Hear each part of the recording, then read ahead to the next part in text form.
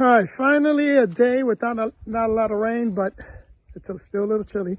We still got a lot of snow on the ground, but we started the process of converting the barn. So we're gonna do a 1-bedroom barn, or barnuminium, whatever you want to call it.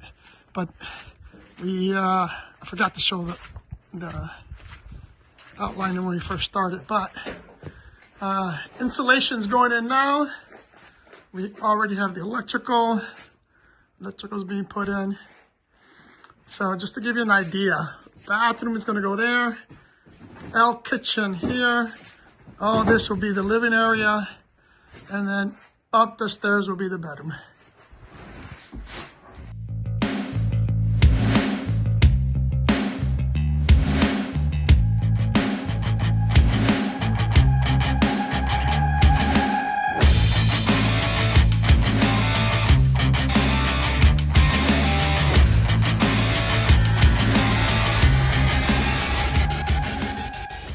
Okay, we finished with the insulation on the walls down here.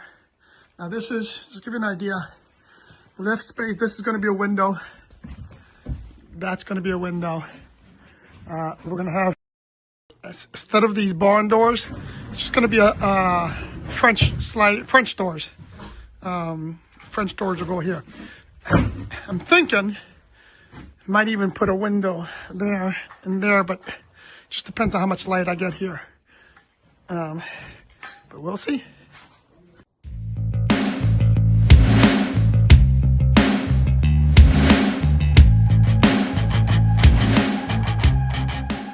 Let me give you a quick update here. All the installations in, with the exception where we're putting a window. Window's gonna go there. Window's gonna go there. This is going to be 2 French doors, and all the electricals is in. As you can see, we also did a lot of the reinforcement of the beams up in that area. Same thing over here. Now let's go upstairs. Same thing up here. Actually, there's a window's gonna go there, and a window's gonna go right here. All the insulation is in, all the electrical is in. We started with the drywall. So that's a quick update here. As you can see, we added all this new framing to make sure that it is good to go.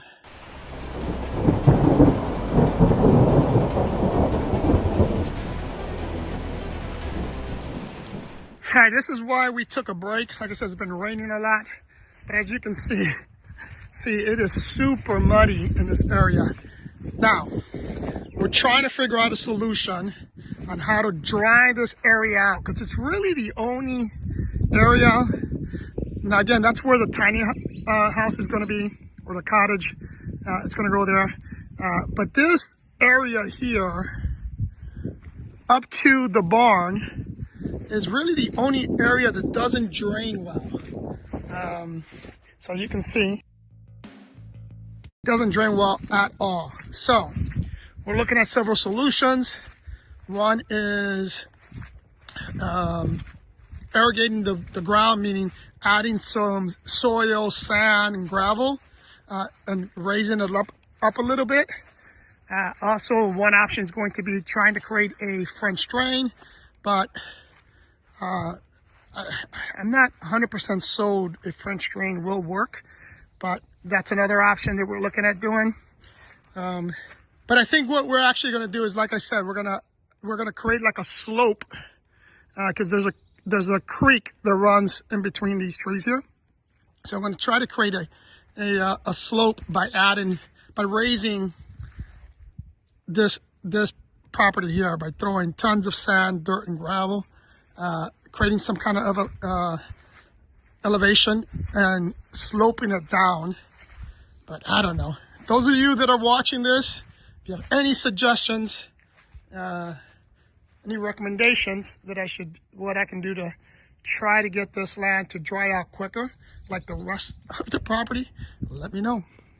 Anyway, let's go inside to see what we've done so far.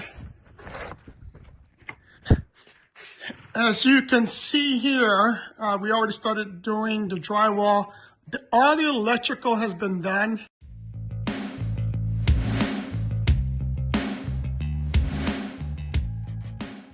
All right, let me give you a quick update on what we're doing out here in the vineyard, right? So these are the current grapes, but we're gonna start to plant some more grapes, specifically Concord seedless grapes.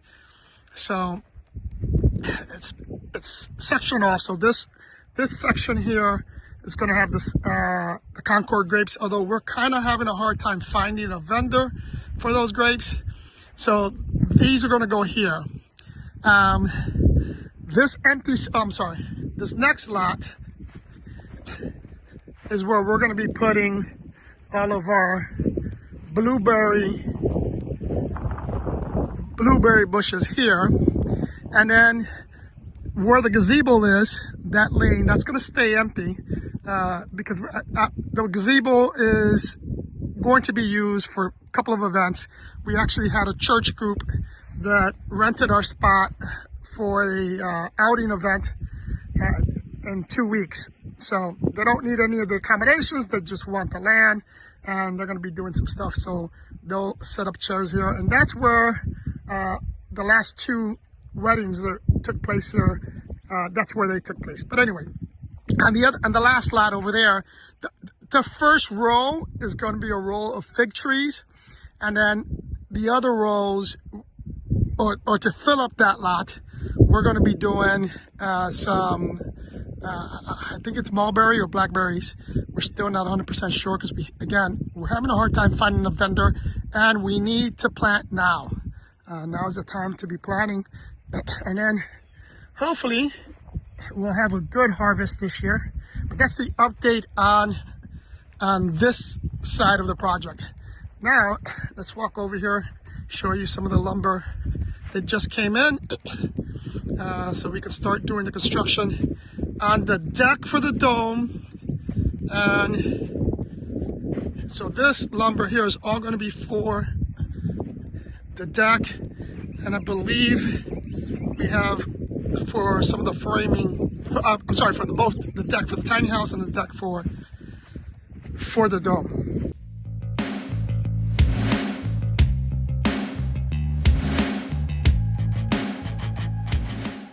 All right, here's a quick update on some of the toys that are in.